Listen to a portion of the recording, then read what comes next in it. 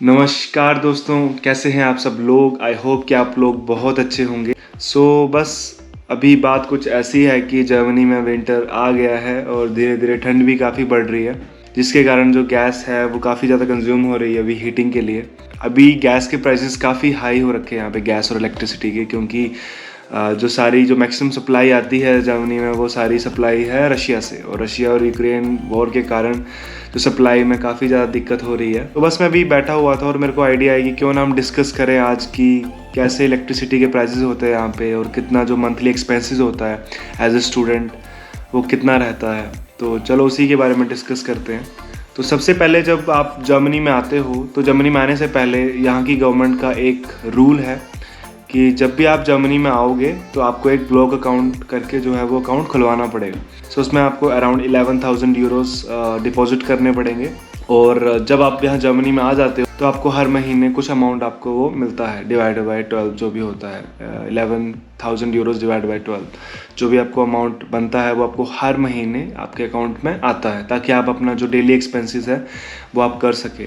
उसके अलावा आपको यहाँ पे जर्मन गवर्नमेंट अलाउ करती है कि आप 120 फुल डेज़ और 240 हाफ डेज़ जो है आप पार्ट टाइम भी कर सकते हो। तो वो आपके ऊपर डिपेंड करता है कि आप कैसे करते हैं उसको, पार्ट टाइम को।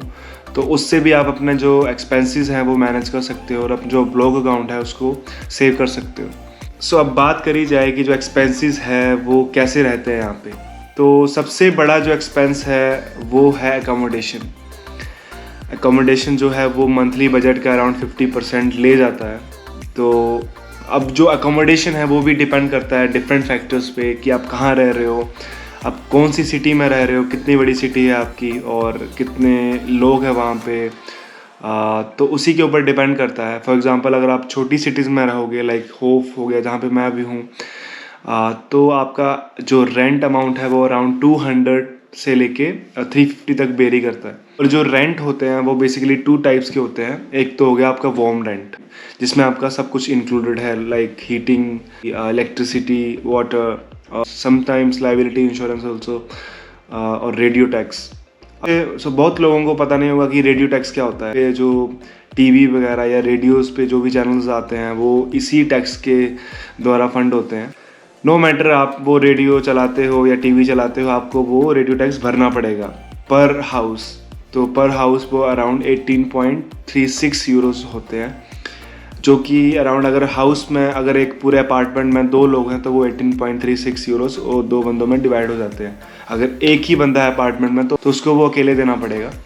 जो आपका कोल्ड रेंट है उसमें सिर्फ फर्नीचर होता है, उसमें आपको कोई इलेक्ट्रिसिटी, गैस या कुछ ऐसा नहीं मिलेगा। आपको वो खुद पे करना पड़ेगा। जो भी सिटी की इलेक्ट्रिसिटी या गैस कंपनी है वहाँ पे जाके आपको रजिस्टर करना पड़ेगा और आपका मंथली आपके अकाउंट से कटेगा। बड़ी सिटीज़ में जो ये रेंट है वो काफ़ी ज़्यादा हो जाता है, अराउंड 500 to 600। अब वो भी डिपेंड करता है कि आप सिटी सेंटर में रह रहे हो या सिटी सेंटर के थोड़ा सा बाहर। तो अगर आप सिटी सेंटर के थोड़ा सा बाहर रहोगे तो आपको काफ़ी सस्ता भी मिल सकता है। अकोमोडेशन के बाद जो एक्सपेंस आता है वो है ग्रोसरीज एक्सपेंस। अगर आप अपने आप कुकिंग कर रहे हो, जो कि मैं आपको रेकमेंड करता हूँ कि आप खुद कुकिंग करो। अगर आप हर हफ्ते अपनी ग्रोसरीज ला रहे हो और जो भी मतलब रोज़मर्रा में आपका सामान लगता है, अगर आप लाते हो वो हर महीने तो आपका अराउंड 100 to 150 यूरोज़ आपका इतना ग्रोसरीज का बिल आ जाएगा। अगर आप बाहर जाते हो खाने, आपका मन नहीं है, नहीं मैं मेरे को नहीं बनाना, जैसे अपने इंडिया में क्या होता है कि मम्मी सब कुछ करते हैं हमारी और हम तो सिर्फ राजाओं की तरह खाते हैं, वैसा यहाँ पे नहीं है, आपको खुद बनाना पड़ेगा। और अगर आप वही मेंटालिटी लेके यहाँ आओगे कि मेरे को नहीं बनाना है, मेरे को बाहर ही खाना है, तो एक टाइम का खाना आपको अराउंड 10 यूरोज़ का पड़ सकता है। तो आप खुद सोच लीजिए कि कितना ज़्यादा एक्सपेंस हो जाएगा कि अगर आप खुद कुकिंग ना करें। तो बस वही, अगर आप खुद कुकिंग करते हो तो आपका 100 to 150 यूरोज़ तक ही एक्सपेंसेस आएंगे। थर्ड जो एक्सपेंस है वो है हेल्थ इंश्योरेंस। तो यहाँ पे चाहे आप स्टूडेंट हो चाहे आप कॉमन सिटीज़न हो, आपको हेल्थ इंश्योरेंस पे करनी पड़ेगी। और ये हेल्थ इंश्योरेंस का अमाउंट होता है अराउंड 120 यूरोज़ आजकल, अगर आप स्टूडेंट हो। अगर आप वर्किंग प्रोफेशनल हो तो ये अमाउंट काफ़ी ज़्यादा हो जाता है, बट वो अमाउंट आपकी कंपनी पे करती है। आप अभी हम स्टूडेंट की बात कर रहे हैं तो आपको अराउंड 120 यूरोज़ पर मंथ पे करना पड़ेगा। और यहाँ पे डिफरेंट इंश्योरेंस प्रोवाइडर्स हैं, लाइक टीके हो गया, AOK हो गया। सो हेल्थ इंश्योरेंस भी आपका एक एक्सपेंस है जो कि हर महीने आपके अकाउंट से ही कटेगा। सो आपको यहाँ पे जो भी गवर्नमेंट इंस्टीट्यूशन है उनको अगर आपको पे करना है वो आपके डायरेक्ट बैंक से ही पे होता है। चाहे आपका अगर हम बात कर लें अपनी इलेक्ट्रिसिटी, गैस और वाटर बिल की, या तो हम बात कर लें हेल्थ इंश्योरेंस की, तो ये सब जो है वो आपके बैंक अकाउंट से कटेगा हर महीने। आपको खुद पे नहीं करना है, आपको सिर्फ स्टार्टिंग में एक सेपा मैंडेट करके होता है वो भरना है और आपके अकाउंट से हर महीने वो पर्टिकुलर अमाउंट कट जाएगा। आपको कोई मतलब इतना स्ट्रेस नहीं लेना इन चीज़ों का, वो अपने आप कटेगा अपने आप। अब जो चौथा जो एक्सपेंस है वो है मोबाइल रिचार्ज, लाइक आपके मोबाइल पैक्स जो हो गए। तो जो अभी मेरा पैक है वो अराउंड 10 यूरोस है, उसमें मेरे को 10 GB मिलता है हर महीने और अनलिमिटेड कॉल्स इन जर्मनी। तो हाँ, यहाँ पे एक बात बता दूँ कि जो इंटरनेट की कॉस्ट है वो बहुत ज़्यादा है। लाइक मैं इंडिया में बात करूँ तो अपना जो 1 GB होता है वो अराउंड 10 रुपीज़ का आता है, और यहाँ पे बात करें तो अराउंड 80-90 रुपीज़ का 1 GB है। तो डेफिनेटली इंटरनेट बहुत महंगा है यहाँ पे। बट यहाँ पे आपको वाईफाई हर जगह मिल जाएगा। आपकी यूनिवर्सिटी में वाईफाई होगा, आपकी बसेस में वाईफाई होगा, यहाँ पे पब्लिक ट्रांसपोर्ट में। तो इतना इंटरनेट का इतना सीन नहीं है यहाँ पे। बट हाँ, महंगा तो है ऑब्वियसली। तो इंटरनेट और कॉल्स का आपको अराउंड 10 to 15 यूरोस पे करना पड़ सकता है, depending on your company, which company are you taking. For example मैं अभी विनसिम यूज़ कर रहा हूँ, कुछ लोग O2 भी यूज़ करते हैं, कुछ लोग sim.de यूज़ करते हैं। सो डिफरेंट कंपनीज है यहाँ पे, अपनी चॉइस के हिसाब से आप चूज़ कर सकते हो कोई भी कंपनी। और ये जो अमाउंट है ये भी आपका अपने आप कटेगा सेपा डेबिट।